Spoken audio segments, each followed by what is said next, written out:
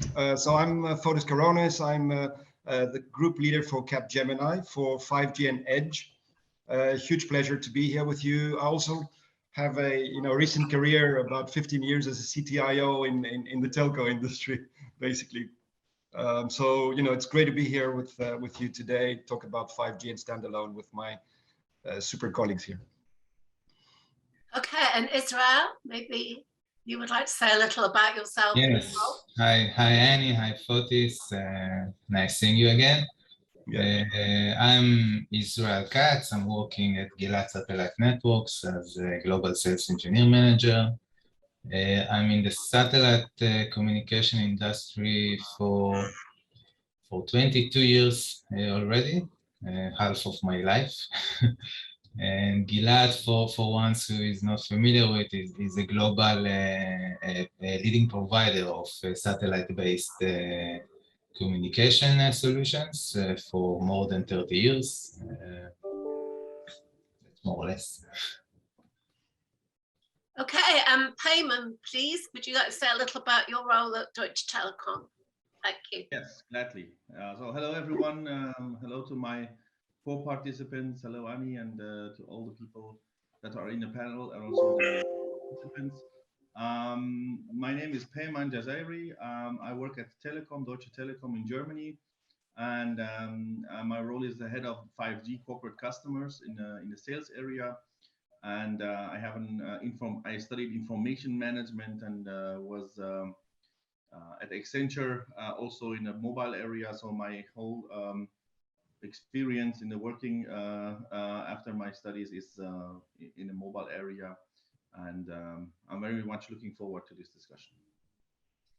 Okay, thank you. If I may, Fotis, I'm going to come back to you because I think you're going to talk about the network and how this kind of starts from the network. Yeah. So do you want me to go first? I do. Absolutely. Well, this is an exciting time because, for our industry, 5G is a really game changer. And, we're talking about, the transition from the 4G now. We have many operators that are moving to standalone 5G. Standalone 5G together with the new RAN creates a new ecosystem. And, we want to move into, ultra reliable, low latency applications for the industry. The big game changer is for the industry, And of course, apart from the ultra reliable, low latency, we're moving to massive machine type communications, time critical communications, etc.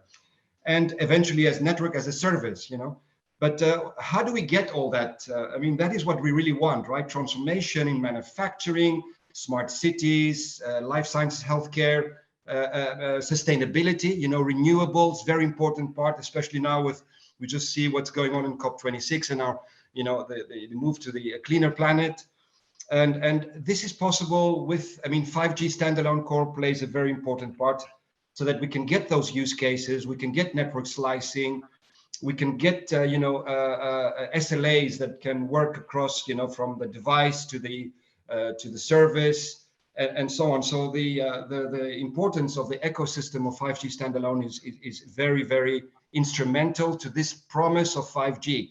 And I would say there are two main big characteristics. First is the new architectural model. That is a very important part. And the new architectural model is for agility and operational efficiency. And that addresses not the problems of today, but the problems that we want to solve today and tomorrow in the future. And one of that is about cloud native. So the architecture is being transformed from virtualized systems. We saw that coming up with the 4G core and so on, or virtualized private networks. But now we're moving into more cloud native, right? So microservices, where network functions will be broken down into microservices, will be is a very important part of that feature, which gives you that efficiency, reliability, and so on. The other part is the API economy. Telcos really want to monetize the 5G, right? So it's important to use to have APIs that can actually take advantage of those network functions, accessing data analytics, the low latency capabilities, the capacity to create those use cases for the industries. And I think that and that creates the ecosystem of new development companies, software development companies the telco itself becomes a more of a digital service provider, and the enterprises themselves can do the work of, using a network from a telecommunication digital service provider to get all those services that they require for the digital transformation. So yeah, absolutely. Of course, we need to think about orchestration and automation, because we need to orchestrate all these containers, all these software capabilities, and of course the automation, because everybody's dependent on networks. If it was 12 years ago and we had a small outage on the beach or in the village, you wouldn't really take notice of it. But now, it's the DNA of every industry. I mean, I can't imagine. I mean, being a CTIO, ex-CTIO of EE and BT Enterprise, to have an incident, right? But now, because all these events are so many, you need to have AI, you need to have self-healing networks. And I think that is something that we need to discuss as well, as to improve the reliability of the networks and become much more automated. Okay, Fotis, thank you. So I'd like to come to Israel next. And Israel, I'd like to talk to you a little bit, because satellites in every sense are rising, and their importance and the number, and also their inclusion in 5G, which maybe at the beginning of 5G is not something we thought about very much. So I wonder if you could kind of talk to us about the role of satellite in the infrastructure ecosystem and maybe applications ecosystem too. Thank you. Yeah, sure. So I will start, and I will say that the satellite communication industry is going now through a massive transformation. If I'm zooming out of a span of 20 years, the last time that there was such an jump in technology was the introduction of the high throughput satellites, which have multi-spot beams and enable to use the frequencies, and eventually there was more capacity out there available, which lead to reduction of capacity price. In the latest years, where we are now, is that there is explosion of innovation in all the domains of the industry. In the geostationary satellites, we have the VHTS, the very high throughput satellites. Those are much more powerful, have much more capacity. They are software defined in the terms that there is external orchestrator that can communicate with the satellite and with the ground segments, and then to shift power and bandwidth from one beam to another beam. And it's like an enormous of capacity that they are bringing. In addition, we have the MEO constellation. I'm talking about SES mPOWER, which will have 11 satellites covering the most of the world, from plus 45 to minus 45 longitude. They will provide a fiber-like performance with low latency and high performance. We have a LEO constellation. You probably heard about Starlink and OneWeb and Telstra and Amazon, and there are more coming. In the ground segments, there is innovation and this is where Gilat is playing. We needed to update our solutions in order to support those satellites, to have more scalable, to add virtualization and SDN in order to be more flexible and have less footprint and have a distributed architecture, having the management in one country, the gateways in other countries, the data center in other countries. All of this is one big network. In the remote sites, the modems becomes more and more powerful. We announced earlier this year of the SkyEdge Aquarius family, which will have a modem that will support 2 gigabit per second, which is huge in this domain. And also the modems will need to support the MEO and the LEO constellation. Because of the altitude of those satellites, we need to communicate with two satellites at the same time. We call it make before break, in order to give continuous service. And it's also worth to mention that the satellite launch became much more cost effective thanks to the SpaceX reusable rockets. So if I zoom out all the innovation that I just said, it means that eventually to the users that there will be coverage almost anywhere in the world. There will be a lot of capacity out there, which will, by nature, will cause to reduction of the capacity cost per bit. And this will evoke more opportunities and more applications that will be using satellites. This is where we are going. How does this relate to 5G? Okay, so for the 5G, the obvious use case for 5G is backhauling. There are places where satellite is the only viable backhauling solution. I'm talking about the sky for airplanes, for over the sea, for vessels. In the sea, by the way, there is a huge potential. If we have the autonomous cars, we will also have autonomous cargo vessels. And all those will have a lot of 5G communication and IoT inside, which will need the backhauling. And this backhauling can be done only via satellites.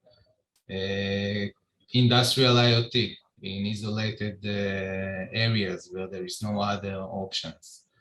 Emergency applications to backhaul in case of a disaster or in case, for first responders to communicate, to enable the communication to the core. And I think the most interesting innovation that we already started to see is the combining the edge computing and the one of the things that satellite is doing best than all the other technology, which is multicast and broadcast. So which means that we can send one stream of traffic for thousands or actually to unlimited number of endpoints, and to store this in the edge computing.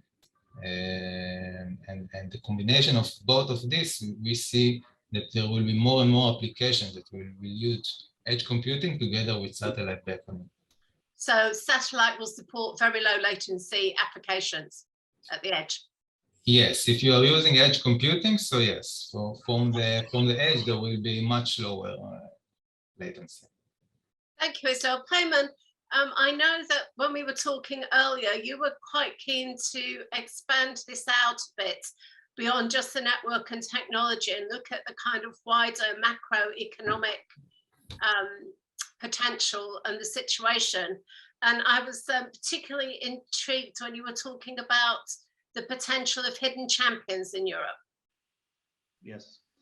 Yes. So before doing that, I mean, the question now for us is, and this is a question that we as a telco raise, is 5G a game changer or not? And we are really convinced that it is. And I want to tell you why. Because if you really take a look, and I mean, the mobile services will be 30 years old next year. So we have been providing for the last 30 years mobile networks, and 5G stands for fifth generation. So if we take a look at what actually the other generation brought us, it's a quite interesting analysis, because if you take a look at 1G, it brought us calling people, right? So some people might say we already had calling people because we had fixed line, but I would disagree, because we were not calling people, we were calling places. Right? If I call you at your house and you're not there, I will not reach you, right? So I have to wait until you come back, and then I can call your house again, and maybe I can reach you. So what 1G really did, it enabled the people to call people instead of calling places. And then if you think about 2G, what it actually brought us was texting, it was messaging. And think about what it has done to the world, right? It has solved the mobile payment problem in Africa. It has brought us a lot of benefits in terms of how do we communicate. Now, when we take a look at 3G, what did actually 3G brought us? It was applications on mobile devices. Can you imagine a world without application on mobile devices? Look, what application on mobile devices did for the social media, how we use social media. So this was a big revolution. And what really 4G did, and this is something we can see now the effects of, is it brought us video streaming through mobile devices. So can you imagine a world now through the pandemic without video calling? And it refers also to this event. So the question is, what will 5G bring us in terms of revolutionizing the society and how we communicate with each other? Right now, the average speed is around about 30 Mbits. So we are talking about 1,000 Mbits, which is a gigabit. So I think this is very important, the speed part of it, but also the low latency. If we talk about robotics, having a surgery through a distance, you really need a low latency, because you don't really want to have your surgery device to be not on a low latency, which means the round trip from where I send a directive and how it is executed. And also in terms of self-driving vehicles and robotic, etc. So I think this is something which will really change the game. And in terms of economics, and this is something, it's a really interesting figure. If you take a look at the German economic power, it actually lays, I mean, everyone knows the automotive branch of Germany, which is obviously the strongest, but we do have a lot of hidden champions in Germany. So if you take at the German economy, we have around about 1,350 hidden champions, which are companies that are actually leaders in their market. It may be a small market, but they're still leaders. And the next country has 380 or roughly 400, which is US.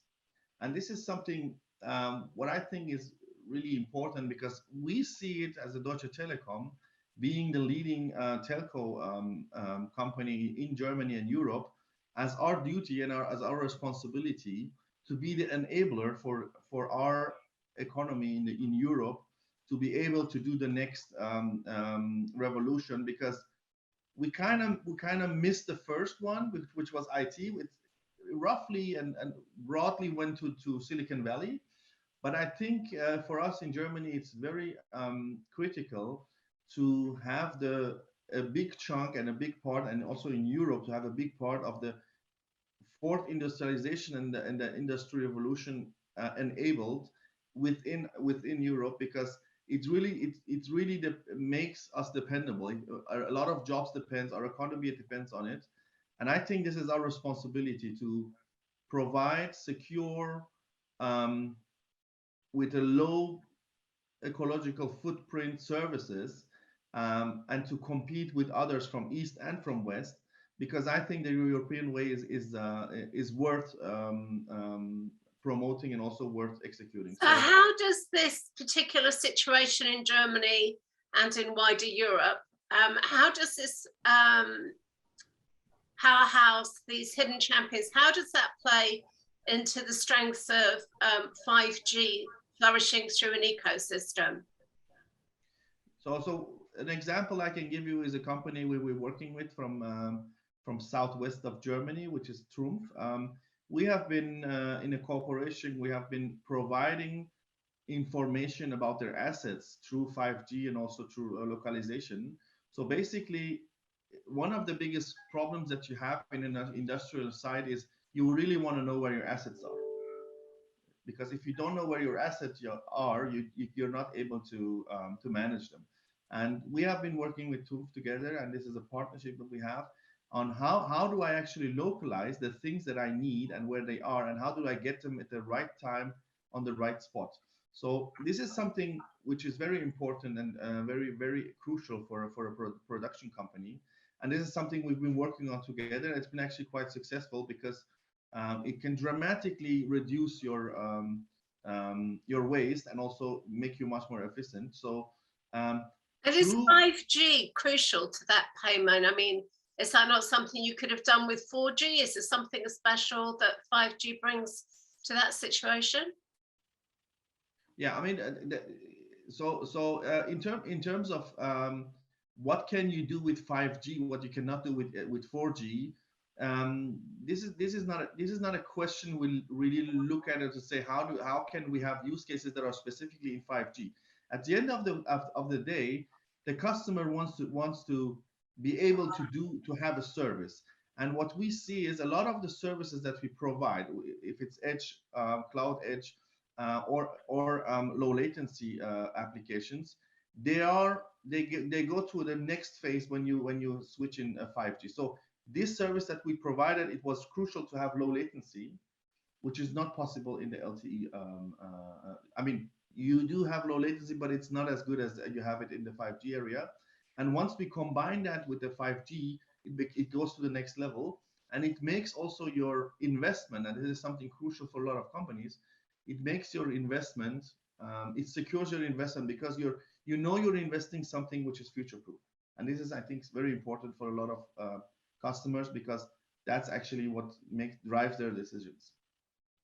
Okay, Fotis, can I come back to you to talk about a bit more about the ecosystem? And I know that in a way you view the proliferation of private networks as a kind of software run for 5G and the open architectures that we need. How easy is it going to be to step that up? Yeah, I mean, no, thank you for the question. I mean, for us, Capgemini, we see the opportunity of network as a service, basically. Yeah. So that is something that the more standardization, the more practical interfaces, APIs you can have, and the more you adopt into cloud native applications for your network itself, it creates a much more robust and openness of the network, so that you can then provide services to all the other industries, right? So by looking at the private network itself, I think that is easier to see it as an evolution of a disaggregated ecosystem, as well as we move into the open RAN and more open type of architectures that enable many vendors to create solutions. We see the private network as a very important step into that architecture, but it's not in isolation.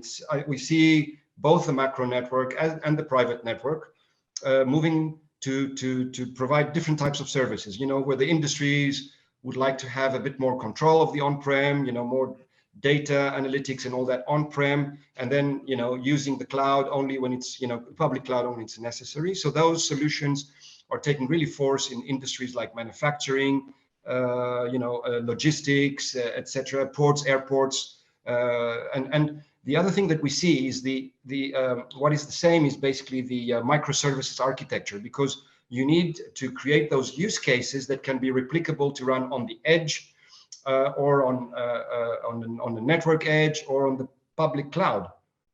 So by having a microservices type architecture, both for the network and both for the use cases, you have much more flexibility, in order to create services for your industry partners. So yes, private networks are a very huge step for the edge, and but it's also resolving a lot of these initial, like standalone core. How do we test the standalone core? These are already coming into play in multiple locations by using 5G standalone core in the private networks. On the macro networks, we've seen about in the high tens, I would call it, of developments in around 48 countries of telco operators that are starting to deploy standalone 5G core, and so that's going to be, we're going to see a lot of them in 2022, 2023, but also there is already a few, I would call it about 15 to 20, that have actually done already some real trials, deployments of 5G standalone in the macro network. So it's a combination of things, Annie, and I think the way is the only way forward. In order to take advantage of this, all these fantastic characteristics for industry digital transformation. We do need to go into a cloud native. We do need to have a 5G, standalone core. Of course, we do need to take advantage also of the 4G momentum, because the EPC, the 5G standalone, non-standalone, have to be also taken into account in a dual fashion, because we have billions of devices, that are on 4G, and they have to work also on the 5G. So there is a moving into that would require also the compatibility with 4G and 5G non-standalone. Okay, now I've got a bit of an issue with APIs. Not that I don't think they're a great idea, but they're talked about as though they are almost a magical solution and very plug and play. But from some work I've been doing and some research I've been doing, I have discovered that actually APIs are not that simple because, for example, they are not necessarily applied consistently. And maybe another issue is that people would rather do a quick botch and a fix than use an API that might need more effort in the short term, but clearly replication, the reuse of APIs in the long term is what you're driving at, because otherwise you end up with customization instead of configuration.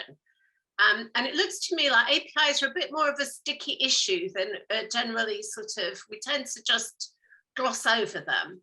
I just wondered if you've got any thoughts on this, Fotis. And maybe you think the situation will improve as we go along. I don't know. I mean, it is work in progress. We can't say that, everything is in place, but there are some really, really tangible examples that you could use in, first of all, for internal standardization of your BSS OSS architectures, so there is already, plethora of examples using, technology so that you can standardize, especially for the multinational companies that work in across using BSS OSS stacks. I'm talking about telco, but not only for telco industry.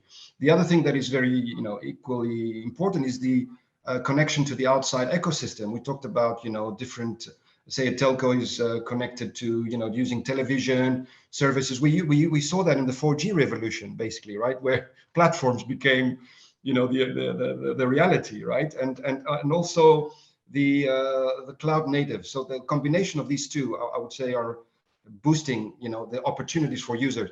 One thing we should think about is the time to market. So when you're using, a cloud native architecture and APIs, you tend to be able to have more flexibility to test products. It's not monolithic, that you could really do things on the day, not having to wait for 3 months to do releases and things like that. So there is a big shift in the life cycle of an end product and end service for the customer experience.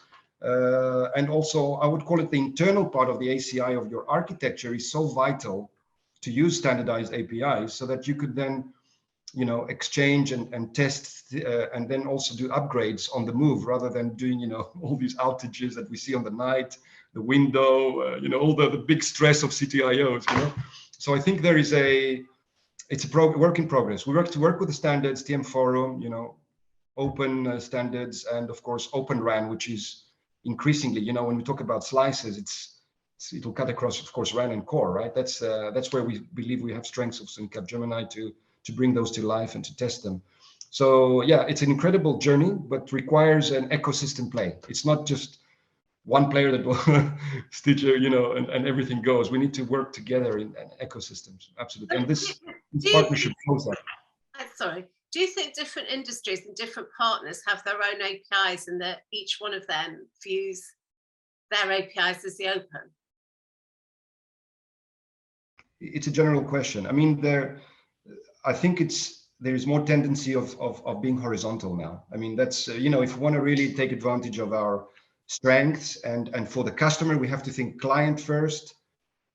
I think the importance is to think horizontal, open in the sense that, developer communities can, be part of the ecosystem, the enterprises themselves, etc. So I think we're seeing standards. Of course, it's not, today there's industry constraints. So, the automotive, the manufacturing, it's not yet there, but I think that we need to think about more horizontally so that we can take advantage of this new world as these new products and connected products are being built, right? They will turn around and say, how can we activate these new services? How can we run them through different countries? How can we have edge that is applied across different countries as we want to do roaming of whatever, not only of handsets, but cars, so that is issues that will come up in this, especially in this next 3 years, I would call it.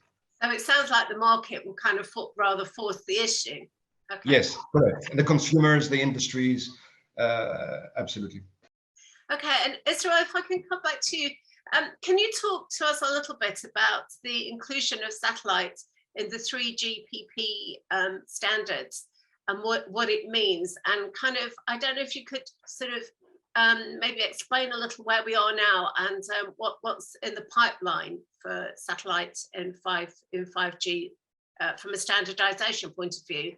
And presumably that standardization is one of the key things that's going to cement satellites' role. That's not a good metaphor with satellites. Anyway, that's going to consolidate satellites' role in the 5G ecosystem. Thank you.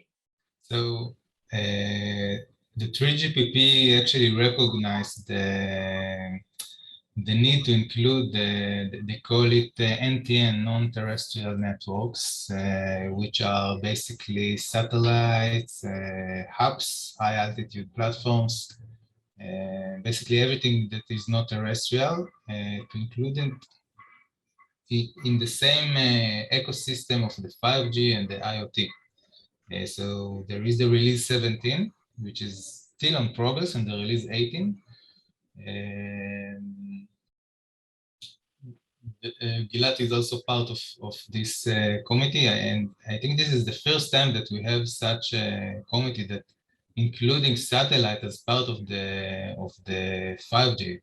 We didn't have it before. There was some trials, but I think this will do a good things to all the industry to have because today everyone is doing his own technology, his own protocols, and having a standard that will integrate the satellite and the 5G, it's very important, and this work is still in progress.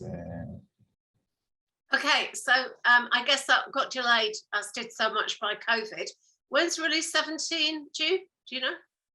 So I need to check. Well, don't worry. I know that it is still in the progress. It was in a freeze, but I will need to check it. Okay. Payman, do you, I've got questions here that sound suitable for somebody within an operator, if you're happy to give this a go. And one of our attendees is asking, what's the outlook for OSS, like customer management and so on, with geolocation in the current cellular wireless networks landscape? From a test and measurement perspective, I don't know if you can or want to talk about that. Well, there was a lot of abbreviation. So OSS would mean one-stop shopping, or what is?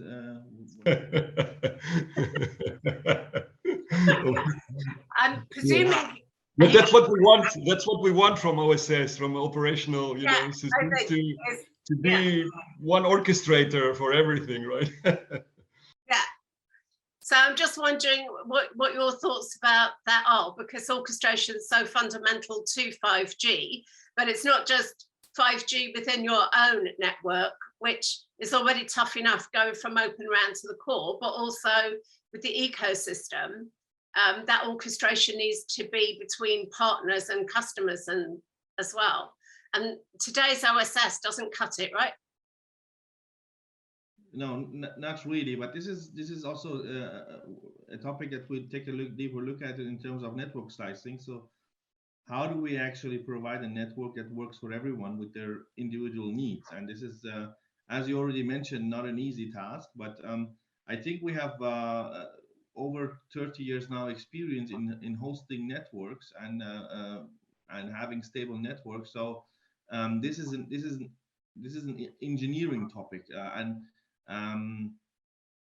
the way that we do is we have the right partners, we have the right people in our segment, in our area, and what we see is that the demands are very individual. So for us, in a project of bringing a private 5G is not something that you say I need it by next week, but this is a very complex, I mean, let's say medium complex IT project, and that this is why we always talk to our partners and our customers as well to talk with us pre-hand because we need time to meet their requirements. And what we see is, and this is how companies have been buying mobile solutions through RFPs, through Excel, and request for proposal for such a mobile business would take 2 to 3 months. And this is something we see that's not enough. So this is not the way of buying 5G as a private network is not the same as you buy mobile services. So this is something that we encourage every customer to talk to us early enough, because we expect the market to grow a lot in the next coming year, as Fotis already said. And I really want to be the one that talks to the customer really early, because I know that the use cases are there, and I know that with the demand is going up, and I think it's a good time, and this is also what I encourage everyone to do, to have a strategy right now, because if you start thinking about this in 2 years or in 1 year, that might not give you enough time to have an edge over your competitors or on your market. So I think the time to market for this topic is very important, and as it is known, nothing is more powerful than an idea which time has come. So I think that the time of 5G is there, and it will increase the momentum. So yeah, the complexity is also there. So we need to talk about this topic quite early with the customer. Yeah, sure. I would agree with just paying. Oh, my dog is getting into the discussion. Very excited about the discussion of OSS. The complexity is to create that we need to have the orchestration there, because the telco industry is a kind of how would I call it, a kind industry. It accumulates a lot of legacy, and that needs, we need to now say, what are those prime network assets that we need to absolutely maintain or ring fence the rest, so the orchestration is very important for, defining those services, but also the automation, especially now that all the industries have DNA, 3 things, softwareization, the telecommunication area. So the telco is part of the DNA of every industry, and the semiconductor industry, because we're having chips to cloud communications everywhere. We talked about location-based services and all that stuff. So the automation will be absolutely key in that OSS sector. How do we create, sort of AI algorithmic understanding of the network performance of the different subdomains, so that we never have a single point of failure? As our colleague Patrick said in the previous discussion, right? The fact that you are developing multipods for software, you don't have a single point of failure. We need to understand how the network is performing as well, and therefore anticipating errors before they happen. You can even anticipate things an hour before things happen.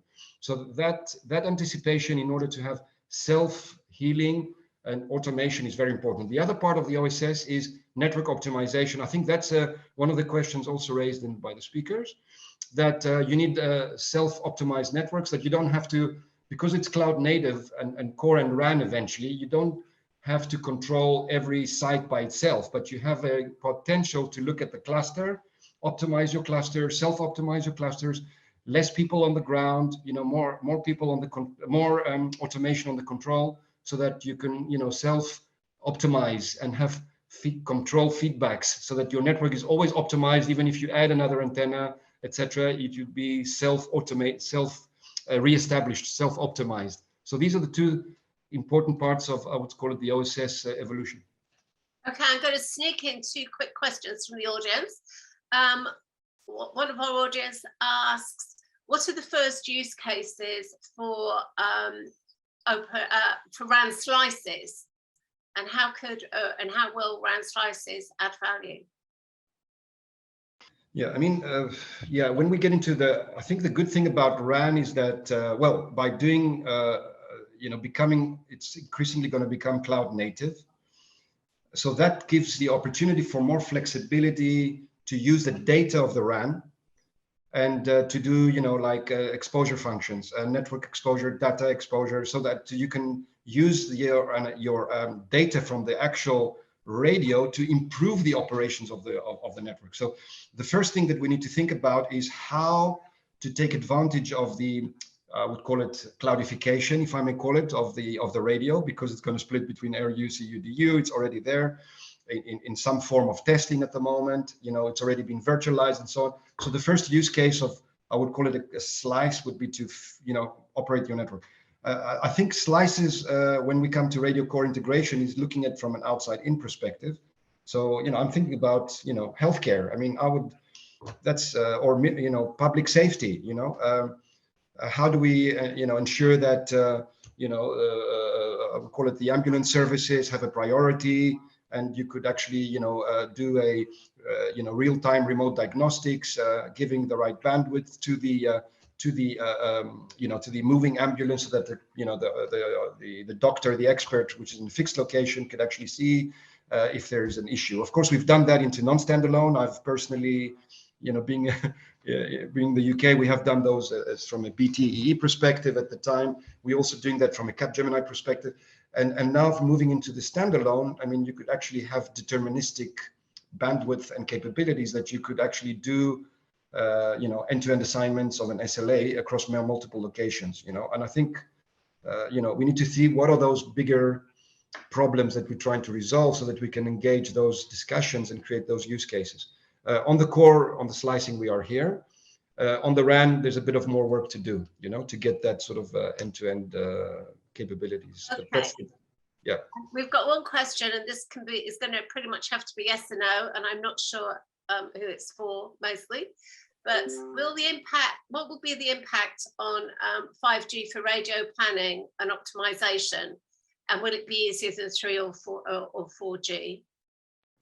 Definitely. I mean, I think I answered it in the OSS discussion last minute.